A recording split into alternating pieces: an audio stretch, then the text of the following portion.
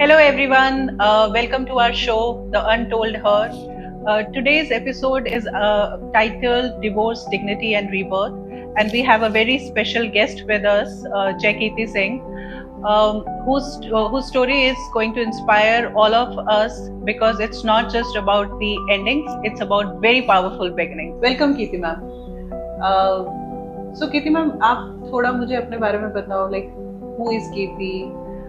What was your childhood look like, and take us through your journey.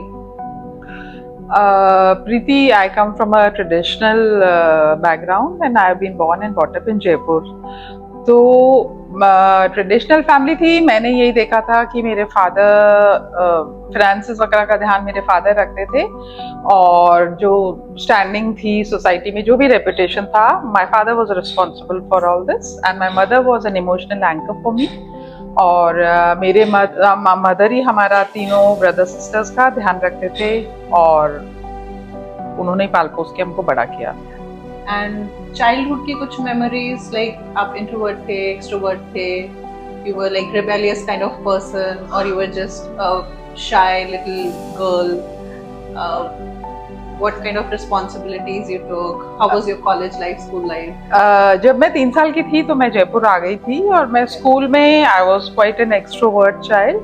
पढ़ाई में तो ठीक ठाक थी, पर गेम्स में हाँ, मैं बास्केटबॉल अच्छा खेलती थी. थोड़ी बड़ी हुई तो मैंने एनसीसी ज्वाइन करा और एक्सट्रोवर्ट थी काफ़ी, यहाँ तक कि कोई पॉपुलैरिटी का कोई टेस्ट था, उसमें भी मेरे को सबसे ज़्यादा, मतलब I was on the top vote मिले थे, हमारे कुछ कॉलेज में हुआ था. तो तो मतलब पार्टी की जान टाइप्स. हाँ, मैं बड़ा सोशलाइज करती थी और ऐसे हैप्पी गुड लकी चाइल्ड थी मैं बचपन से. ओके.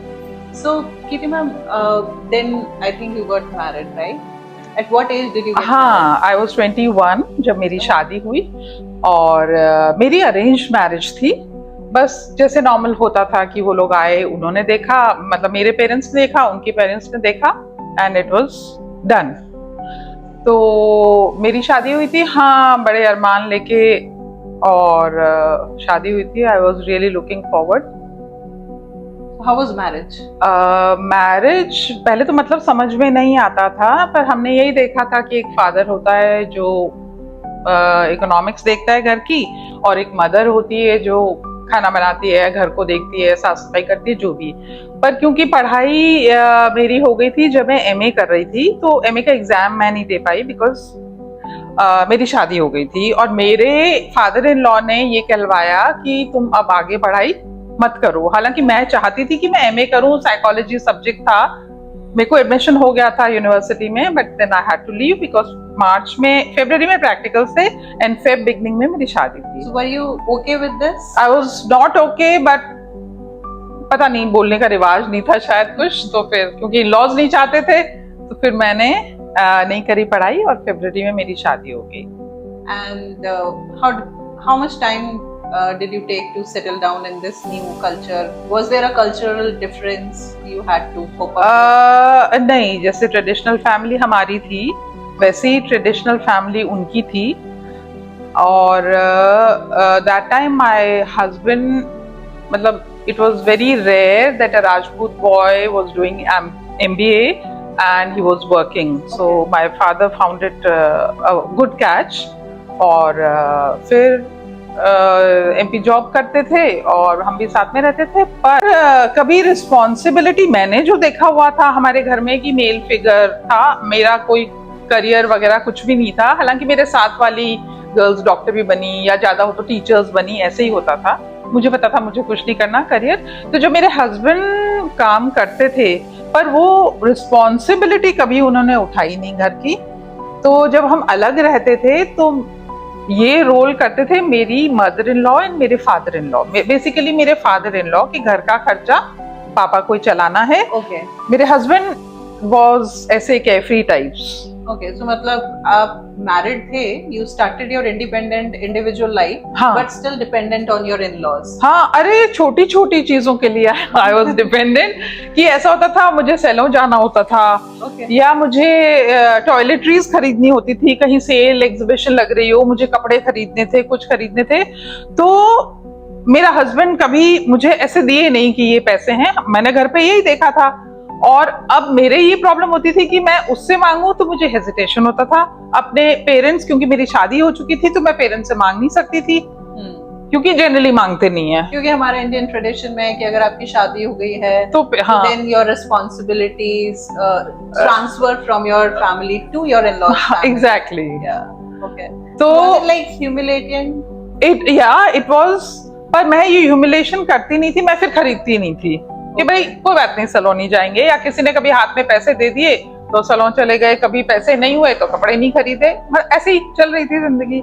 ओके, तो किटी मैम, एक पार्ट सुना मैंने हम सब ने कि आपका हस्बैंड की तरफ से एफर्ट्स कम थे, लाइक मे बी रिस्पॉन्सिबिलिटीज को लेके और अपनी जिम्मेदारियां नहीं समझ रहे थे वो कि किस तरीके से शादी को लीड करना है।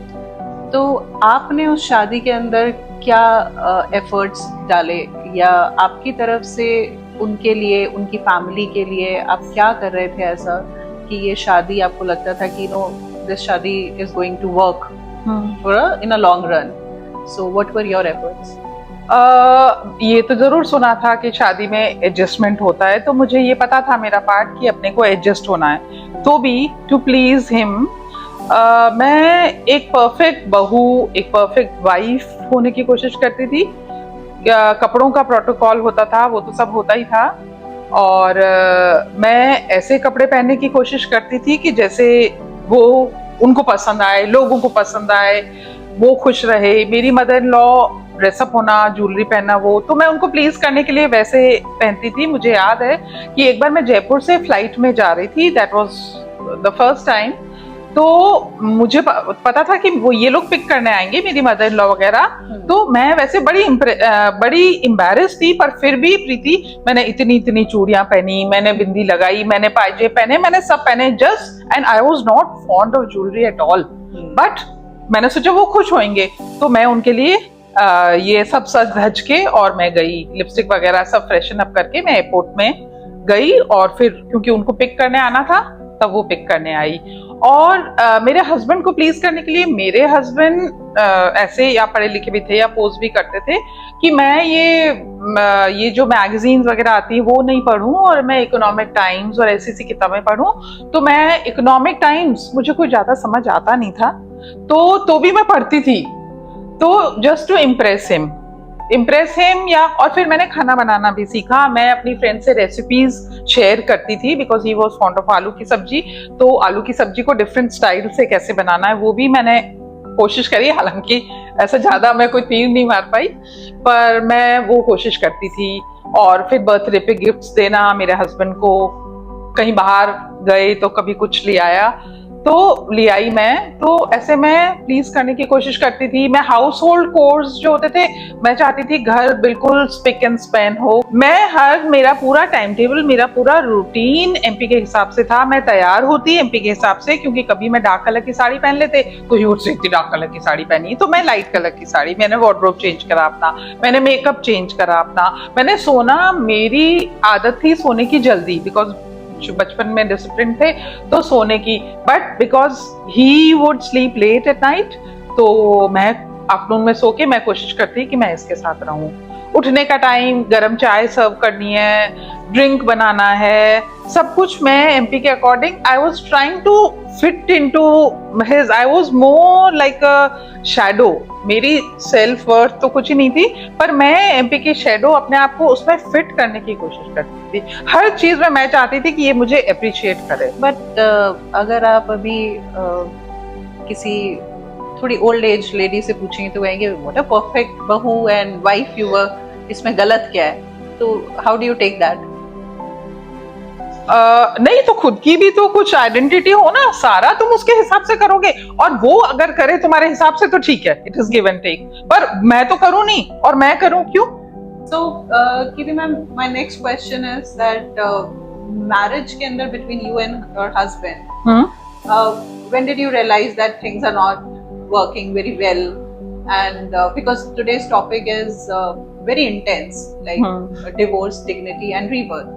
And since this subject still is a taboo somewhere in our society. It is, right? yeah, it is. And it's very brave of you to come and talk about it.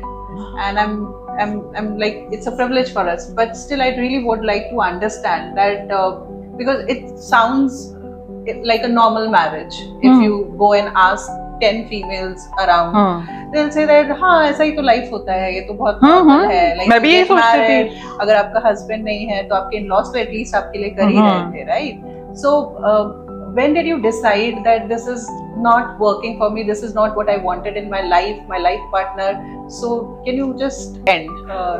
प्रीति, छोटे छोटे इन्सिडेंसेस होते रहते थे, जैसे he would doubt when I would talk to his friend, मेरी integrity पे doubt करते थे, और फिर ह्यूमिलेट तो ऑफ एंड ऑन करते थे मेरी बॉडी को लेके, जैसे कि मैं उनको अराउज, मेरी बॉडी ऐसी है कि मैं उनको अराउज नहीं करती, या ऐसे छोटी, ये तो खैर छोटी मोटी बातें थी, होती रहती थी, और इधर उधर सुनी भी हुई थी लोगों से, तो ठीक था, मैंने बोला कोई बात नहीं, जाने दो जाने दो. It was like a normal.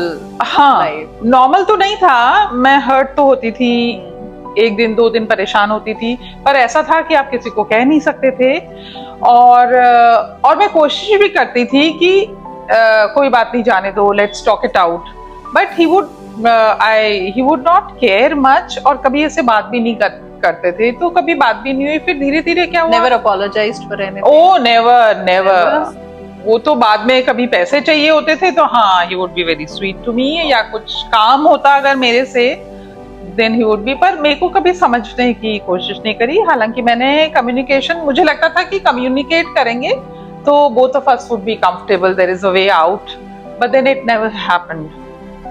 और हाँ, ये छोटे मोटे, बड़ा मैं आपको बताऊं, जब मुझे लगा सच्ची में कि enough is enough now, क्या हुआ कि मेरा सन का एग्जाम था, मैथमेटिक्स का बोर्ड का exam, it was a big thing for me, तो वो लेट नाइट पढ़ रहा था 12 बजे. तो वो पढ़ रहा था, और उस टाइम क्या था कि he got into this habit of drinking, तो अल्कोहल बहुत था, मतलब your husband, हाँ, 5-7 साल हो गए थे, 10 साल हो गए थे अल्कोहल में. ऐसे पीते तो हमेशा थे, पर बाद में क्या हुआ कि he started drinking during the day, और मेरे पेरेंट्स इन लॉ नहीं रहे थे तो उनकी कोई डर नहीं था, तो he was asking for money. अब पैसा कहाँ से आए, बिकॉज जॉब वो स्विच ऑन एंड ऑफ करते रहते थे, 2 साल जॉब में थे, छोड़ दिया, मेरा कोई करियर नहीं था. कमिंग टू द पॉइंट, मैं बैठी थी, तो he came and asked for money, तो आई रिफ्यूज्ड. ही सेड तुम दे दो पैसे, नहीं तो मैं मर जाऊंगा और ब्लेम तुम्हारे नाम करूंगा. I said enough is enough यार, तुमको जो करना है जो करो. That day Ayushman was studying, and I would insist that he shouldn't talk such thing or misbehave with me in front of my children. They were 5, the younger one was 5, and my daughter was 8. So मैंने बोला बच्चे traumatise हो जाते हैं, मत करो. तो उनके सामने जरूर करते ये he slit his wrist, और मैंने देखा तो मतलब मैं बहुत स्ट्रांग रही, पर थोड़ी देर बाद में मैंने देखा तो जमीन पे इतना खून, इतना, मतलब तुम सोचो कि 1.5 नहीं 2 बाल्टी खून भर जाए. तो मैं बहुत, मुझे घबराहट हुई, मैंने बच्चे को बाहर भेजा, और then he fell down. I said पता नहीं क्या हो जाएगा. फिर then I had to rush to the hospital. I drove, I was all alone by myself, and I drove to the hospital. फिर वो पुलिस केस बना, और इधर उधर फोन करा, और 2 दिन he was there in the hospital, and then we came back. फिर भी सोचा कि सब ठीक हो जाएगा, सब ठीक हो जाएगा, वो भी एक चांस था. उसके बाद में, क्योंकि मेरी फैमिली हमेशा यही बोलती थी कि ठीक है तेरे बच्चे कल बड़े हो जाएंगे, कल बड़े हो जाएंगे, और किसी से मैं बात करती नहीं थी. फिर एक बार क्या हुआ कि my daughter was in the school, और उसका फीस का चेक देना था. तो मैंने बोला चेक देना है, मैं जबरदस्ती प्रेशर करती थी कि भाई बच्चे की स्कूल की फीस देनी है. I did not have any money. तो स्कूल से मेरे पास सुबह फोन आता है कि तुम्हारी बच्ची की फीस का चेक डिसऑनर हो गया है. मुझे इतना खराब लगा, इट रियली हर्टेड मी. मेरी डिग्निटी पे चोट लगी कि मेरी बच्ची की स्कूल फीस का चेक बाउंस हो गया है. तो ये चीजें थी. और एक मैं तुमको और बताऊंगी कि वही अल्कोहल के लिए पैसे मांगते थे, तमाशा हो जाता था हमारे घर में, और बच्चे डरते थे. तब मैंने फिर जॉब छोटी मोटी जॉब देख ली थी। तो कई बार मेरे बच्चे का फोन आता कि पापा इज मिसबिहेविंग, या मेरी ग्रैंड मदर 90 years old थी, उनका भी फोन आ जाता था कि बर्तन फेंक रहे हैं, ऐसा ऐसा कर रहे हैं, हमेशा। कभी दिन not a single day would pass without me getting your the house. Yes, I moved because he was not earning, and my father lived in the same city, my grandfather actually, so we were not able to pay the rent because we lived in a rented accommodation, so I shifted here to this place. Okay. तो वहां पे फिर ऐसे तमाशे होते थे। फिर एक दिन मेरे पास फोन आया, एक दिन फिर रात को वही हुआ, 2:30 बजे बोला कि मेरे को पैसे दो, मैंने पैसे नहीं दिए। he went out and I was trying to sleep, I had sleepless nights। तो 3-4 बजे मेरे पास फोन आया और बोला कि आप सो एंड सो के क्या लगती है। मैंने बोला अनफॉर्चुनेटली मैं उनकी वाइफ हूँ। तो बोला ये हॉस्पिटल में है, आप आ जाओ। मैं डर गई, मैं भागी हॉस्पिटल में, इधर उधर देखा, पूछा ताछा, नहीं मिला। कैन यू इमेजिन, मैं फिर मॉर्चरी में गई। मैं अकेली थी, कोई था ही नहीं घर पे। मैं ग्रैंडमदर को क्या बोलती, मैं अपने बच्चों को क्या बोलती। मैं अकेली गई और मॉर्चरी में मैंने देखा तो it was not him, it was somebody else. That was a relief to me. Okay, it's quite intense. And who was your like support then? Support मेरी friends, yes. मेरी children were my support because children would tell me that why don't you get rid of him. मुझे ये लगता था। अच्छा, अब मेरे में ये भी था कि अगर ये चला जाता है लाइफ से तो मेरे बच्चों के पास फादर फिगर नहीं होगा, और ये रहता है तो मेरे बच्चे फियर में रहेंगे। So, कीर्ति मैम, यही मोमेंट था जब आपने डिसाइड किया कि बस ये शादी यहीं तक है? हाँ प्रीति, मुझे अभी भी वो याद है कि मैं हॉस्पिटल के बाहर थी, SMS हॉस्पिटल के बाहर थी मैं, और मैं इतना रोई हूँ। उससे पहले भी कई बार मैं रो चुकी थी, पर yes, this was the moment where I decided enough is enough now, and I had to be charged. I should take care of my life.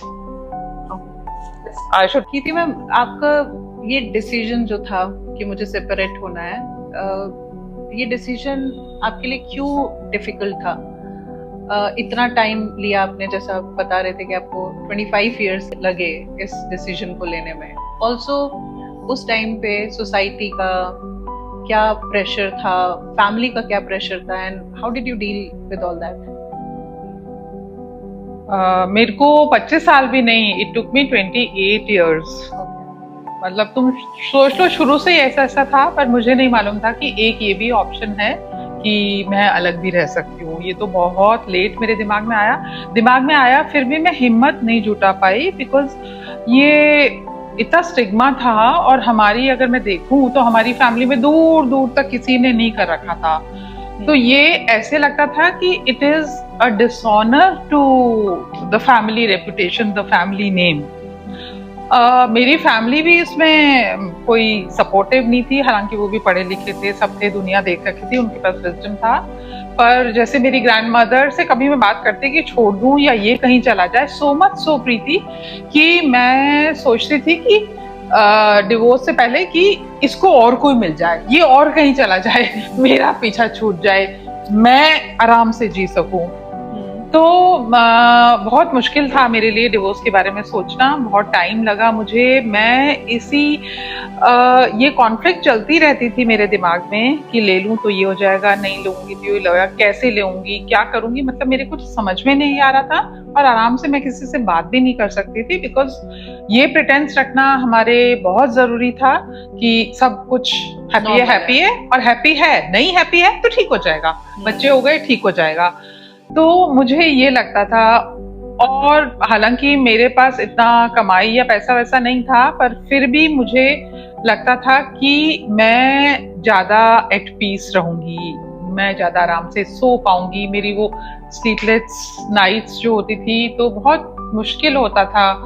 और इसमें हाँ, मेरी डॉटर ने मुझे जरूर सपोर्ट करा कि आप अलग, मतलब इतनी कैजुअली बोला उसने कि आप अलग क्यों नहीं हो जाते हो, और इधर मेरी ग्रैंडमदर मुझे बोलती कि नहीं नहीं कुछ नहीं है, क्या छोड़ेगी, कल तेरा बेटा बड़े होके पैसे कमाएगा, और अब तो इतने साल की हो गई, अब क्या करना है तेरे को, शादी तो करनी नहीं है। तो ये सब चीजें, मेरी फैमिली का नाम खराब हो जाएगा, मेरी नानी ये कहती थी। तो मुझे, और जनरली लोग विडो को तो फिर भी ठीक मान लेते हैं कि भाई उसके साथ हुआ है, दे एम्पैथाइज, बट एक डिवोर्सी को जज करते हैं।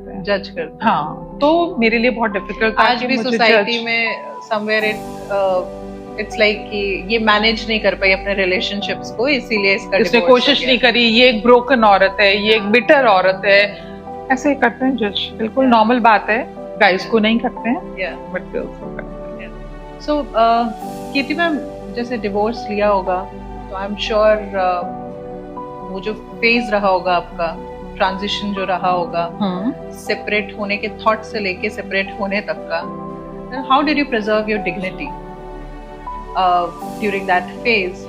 एंड ऑल्सो जो बचपन से आपका कंडीशनिंग रहा होगा मैरिज को लेके, डिवोर्स को लेके, सोसाइटी को लेके, so how did you manage to you know unlearn that part of perfect marriage, perfect to fit into perfect society? How did you manage to unlearn that and challenge the society?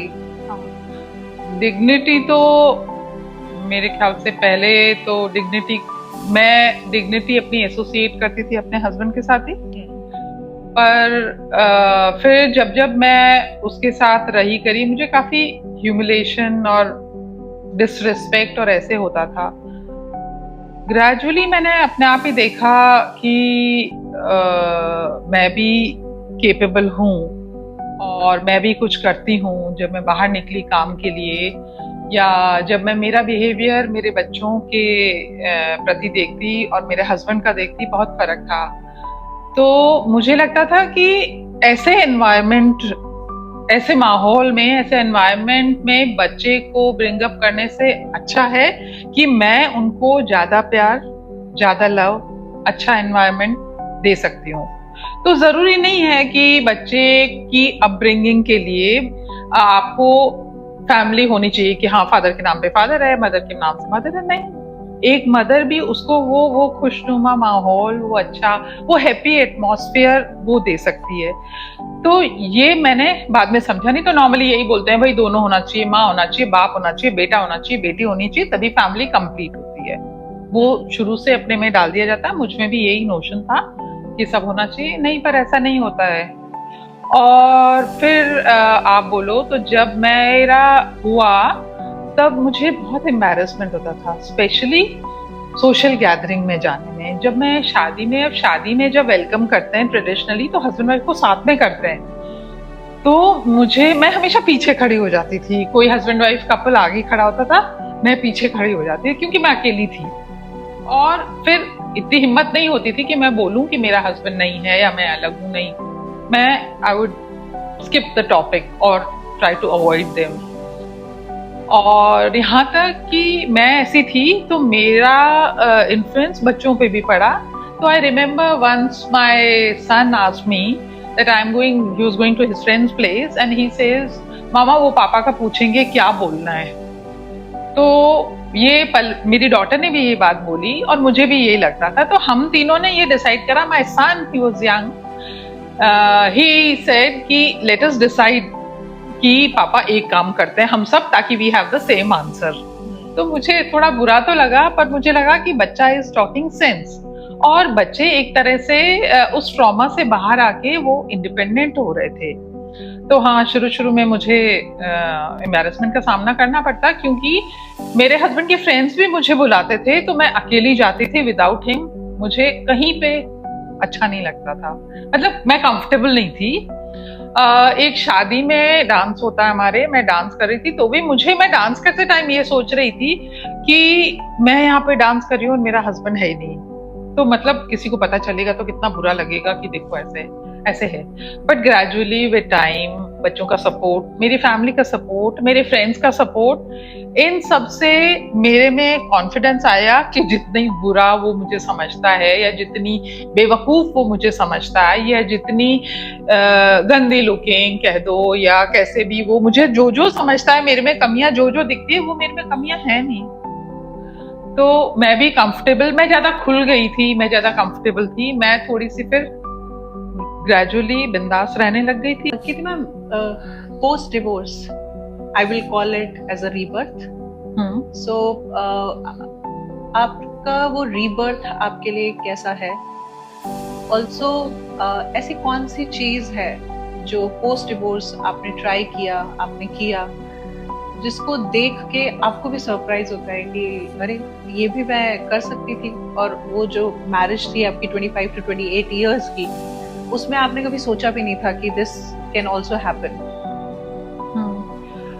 मैं generally शादी के बाद जब मेरी outings होती थी तो husband wife की नॉर्मली साथ ही होती है, बिकॉज अकेले मुझे बहुत कम अलाउड होता था कि मैं जाऊं। तो साथ में जाते थे तो मुझे पहले ही माय हस्बैंड बोलते, तुम ज्यादा बोलती हो, तुम ज्यादा मत बोलना, तुम उसके सामने ऐसे हंसना मत, तुम ऐसी लिपस्टिक मत पहनना, तुम ये मत करना, तुम वो मत करना। तो मैं जाती थी ऐसे भारी दिमाग से एकदम। और हालांकि सब फ्रेंड्स वगैरह मुझे पसंद करते थे, पर मैं I was always on the guard कि भाई मैं ऐसा कुछ नहीं बोल दूं ताकि इनको बुरा लगे ऐसे कुछ।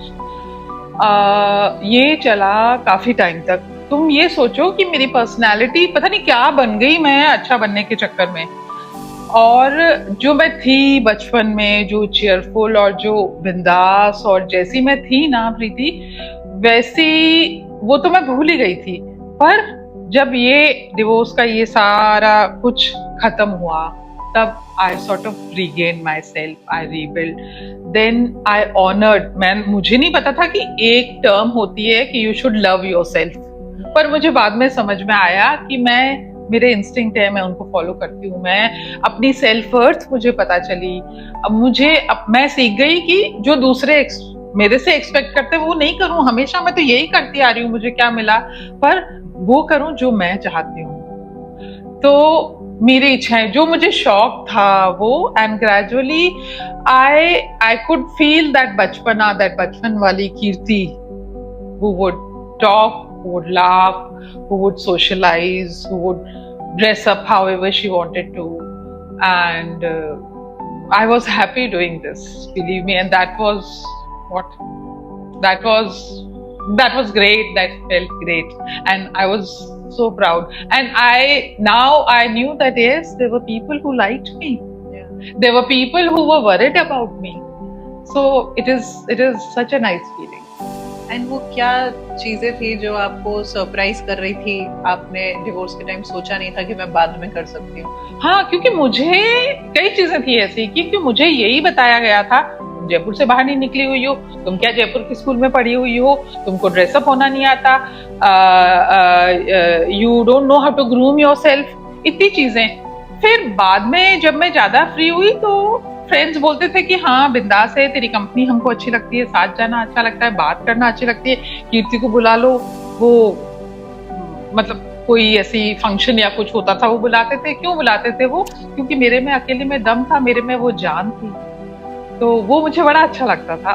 मुझे नहीं पता था कि मैं इतनी इम्पोर्टेंट हूँ, मैं तो उसकी छाया मन के पीछे चलना चाहती थी। ऐसे ही सीखा था, ऐसे ही देखा था, ऐसे ही मुझे बनना था, unfortunately. Also I think you also started traveling alone. हाँ, मैंने सोलो ट्रिप भी करी बाहर। मैं कभी अब्रॉड नहीं गई, पर मैं 1 महीने के लिए यूरोप गई। मैंने मनचाहे फ्रेंड्स बनाए और मैंने मेरे कुछ कलीग्स के साथ मिलके हमने एनजीओ खोला, एनजीओ चलाया।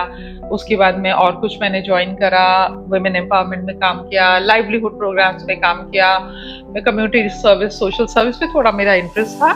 और अभी जैसे तुमको पता है मैंने नेचुरोपैथी सेंटर, योगा सेंटर शुरू करा है, and I am into it. This is my passion. This is not my work, it is my passion. Wow, fantastic. So, Kirti ma'am, before we jump to our next section, one last question from your past married divorce journey. एक चीज जो आपके साथ हुई उस शादी में और आज तक आपको हॉन्ट करती है, या आपको लगता है कि ये मैंने सुना क्यों, ये मैं सुन कैसे सकती थी, या ये मैंने इसको झेला क्यों, या मैं इतना टॉलरेट कर क्यों रही थी? ऐसा कुछ भी इंसिडेंट आपको याद आता है? प्रीति, बात तो छोटी सी है पर मुझे बहुत चुभी थी, और अभी भी मैं जब भी लिपस्टिक लगाती हूँ मुझे वो बहुत हॉन्ट करती है। मैंने डार्क पिंक कलर की साड़ी पहनी हुई थी, तो मैं डार्क पिंक कलर की लिपस्टिक लगा रखी थी। मुझे लगा कि प्रॉपर हूँ मैं और ही कॉम्प्लीमेंट मी। हम जाने, I was all ready and we were about to leave to some friends place. रात का फंक्शन था, किसी ने डिनर पे बुलाया था। तो मुझे देख के, मैंने पूछा नहीं मैं कैसी लग रही हूँ क्या, मुझे देख के और बोला मुझे, look at you, this is what lipstick are you wearing, you look like a whore। अब मैं लिपस्टिक मिटाऊं या रखूं, मेरे समझ में नहीं आ रहा। So कीर्ति मैम, 21 साल वाली कीर्ति को आज आप क्या एडवाइस देना चाहेंगे? कि इतना टाइम, प्लीज इतना टाइम मत वेस्ट करना कि आप मुझे इतना टाइम लग जाए, मेरी जिंदगी के कितने साल निकल जाएं और मेरे बच्चों के स्कार ये रह जाए। तो आज, अगर मैं आज जैसी तब होती तो मैं अपनी पीस को इम्पोर्टेंस देती और मैं तभी शादी से निकल जाती। Very interesting. नाउ कीर्ति मैम, टेल मी, डिवोर्स को लेके हमारे सोसाइटी के अंदर बहुत सारे मिथ हैं, बहुत टैबू है, बहुत आज भी क्वेश्चंस हैं। सो आप वो सब मिथ को बस्ट करने के लिए what would you tell society? जो डिवोर्स के अराउंड मिथ बने हुए हैं। हाँ, डिवोर्स, हाँ बिल्कुल, डिवोर्स के ये मिथ बने हुए हैं। जो डिवोर्स लेती है, स्पेशली लेडी, उसको इतना ब्रोकन समझते हैं, उसको इतनी बिटर समझ लेते हैं और ये समझते हैं कि she did not try enough to make a family work. But this is not true. I think no woman would leave this relationship like this, और स्पेशली मैरिज जो इतनी ऑस्पिशियस होती है। क्योंकि उनको ये भी होता है कि अगर मेरी फैमिली टूटी तो मेरे हस्बैंड वाइफ की रिलेशनशिप टूटी तो मेरी फैमिली के लिए भी ये एक सेटबैक है। तो कोई लड़की विलिंगली नहीं चाहती है। मैं तो कहती हूँ कि डिवोर्स के लिए you need courage, you need strength to walk out of this relationship. तो उसको आप कमजोर मत समझो। वो कितनी हिम्मत वाली है कि वो ये स्टेप ले रही है, उसके लिए उसको कितने गट्स होने चाहिए ताकि वो इस रिलेशनशिप से निकले। तो बहुत ब्रेव होना जरूरी है आपको डिवोर्स के लिए। So Kirti ma'am, I think this question is very important, and because there are a lot of women around us in this society who are into very unhappy marriages, very unhappy, but still they are trying to, manage that relationship and not able to figure out whether they should stay in marriage or step out of that marriage. So what is your suggestion to all such women? Look Preeti, marriage is companionship, and every woman, every girl in this relationship needs to be respected, needs to be loved. It is for companionship. It is not an employment, it's not a job. Yeah. So when you feel that you are not being respected or you are not being heard or loved, you have to come out of it. Don't think about what will happen to your family or what others talk about you, or are they going to be judgmental. You decide for yourself.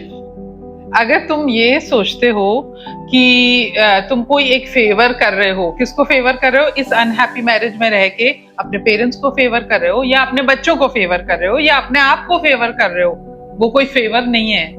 वो favour, ये unhappy marriage है, ये आपके अंदर और unhappiness जाओगे, आप और परेशान होगे, आप दूसरों को परेशान करोगे, आप अपने बच्चों को करोगे, आप माहौल पूरा खराब करोगे। आप किसी पे कोई फेवर नहीं कर रहे हो।